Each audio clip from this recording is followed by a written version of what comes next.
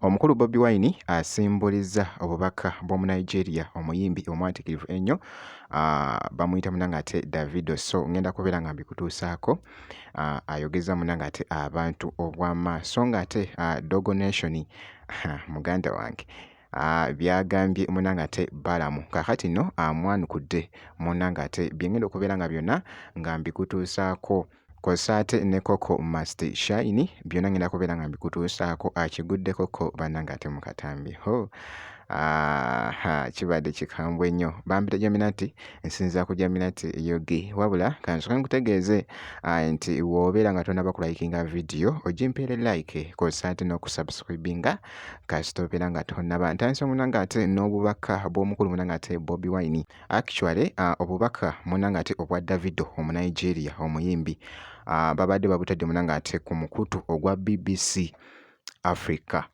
ogw'amawulire. Davido nga mwennyamivu munanga ate olw'ebikolwa ebigenda mu maaso munanga ate mu nsi ye era ng'abaddeko ko n'omutala munanga ate gw'abadde ayogererako Davido. Kaakati nno omukulu Kyagulanyi n'aretweetinga munanga ate post eyo okuva wali ku mukutu ogwa X n'atweetinga munanga ate post eyo n'agiteeka munanga ate ku page ye ya X nga bogezaako okulaba bibadde munanga ate nga bikutte akati ku social media nga agezaako okulaga nti nno musanyufu nnyo munanga ate olw'ekikolwa Davido ng'asobola munanga ate okwogera okulwanira munanga ate ensi ye. Want to talk about what goes on in my country simply being you want to protect the image, but there's no image to protect if little kids are being kidnapped.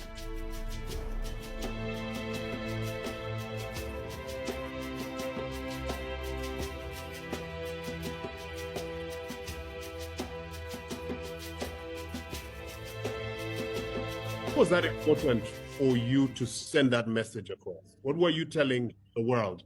You know, as much as I, was happy to do the World Cup, we also have to understand that there are things going on, back home in our country, which we have the power to, let the world know through our own means. When I say our own means, where's my power? My power is in music, performances. We have these students that have been missing, still not found. So yeah, I use my platform to, project what's really going on. Kimusanyusizza nnyo munanga ate omukulu Kyagulanyi bw'atyo bw'abadde akakasa munanga ate ku tweet eyo wali ku mukutu ogwa X. So nga nkongeddeyoko Dogo Nation nno awangalira munanga ate mu South Africa twalabyeko ku wali bibadde bitambula by the way si birungi ebiri munanga ate e South Africa nga bagobayo munanga ate abatali bannansi nga toli mu South Africa muganda wange kyabadde kikambwe nnyo. By the way abamu babazizza naye nga ye Dogo Nation akyayogeza munanga ate abantu obwama. Kaakati nno kansuka munanga ate nkuzanyiramuko mu katambi kano.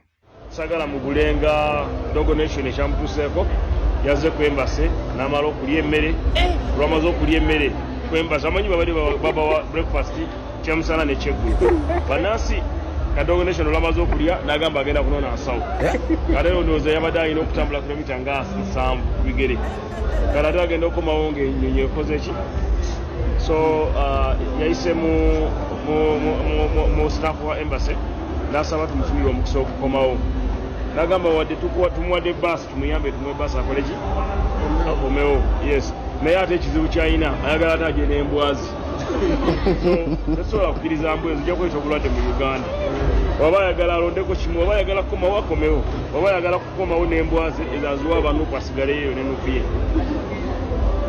ate abalala abantu bawumalukiseka bona bagenda kujja era bagenda batwala mu bagenda bayigiriza ababafunye n'entandikwa batandika okukola kuba babonaabona yamugenda kubasiba ate nga basiba baki bona bakomewo bona balina amnesty bakomewo president asonyiwa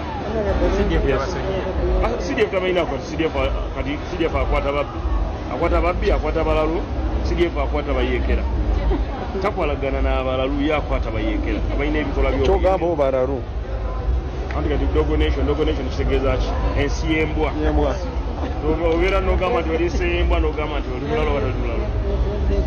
Yes, president w'embwa ono muno omwana awabulidde. Katutegeeza naye abeera ne kabineti nga yambwa. Kati president yabeera ne kabineti y'abaminisita. Oli alina kabineti yambwa simanyi embwa waliwo embwa gyakuba n'ekaaba buli omuntu ng'oyo yeetaaga kyankwanzi ne bamusomesa ne bamufunira entandikwa naffe naafuna obuwa bwaffe obwa wano Buganda nabo naabuyigiriza ng'ebyakola e South Africa.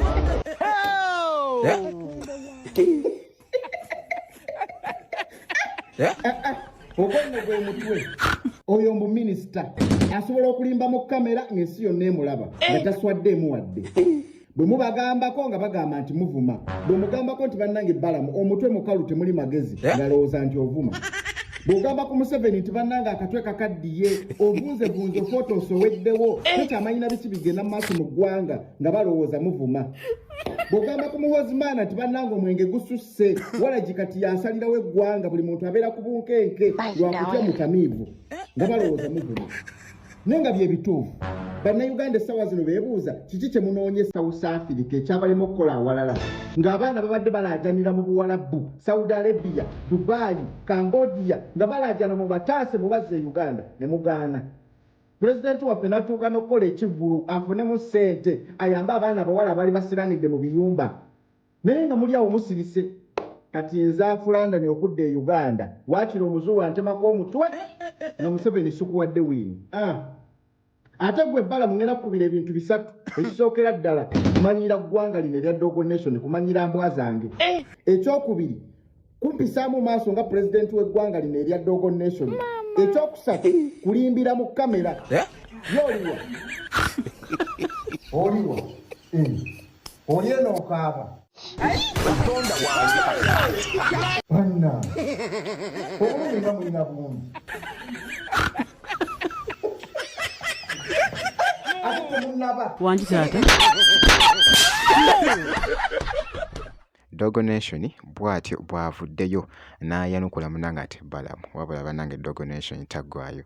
Akatambi ke kabadde kakutte munanga ati akati ku social media naddala omukutu ogwa TikTok wali kabadde kali mu kutambula. So sigenda kubeera nga ndwawoko awo abaddeko mu kifo ky'abaddemu bambi nga bali mu goyingamuko crazy kanyabo kye bakakoze wano kibadde munanga ate kikambwe nnyo. Coco must shine. So it's okay, Kyle. It's okay. Kakkana abawala abalungi tebakola byokola. Anaga bengili mulungi tewasiba Tebakola si byokola byange byafa abantu kati buya not kwe awaniddeko n'ennyama Koko kati wafunyemu ku ssente kati tokyafugeka soko je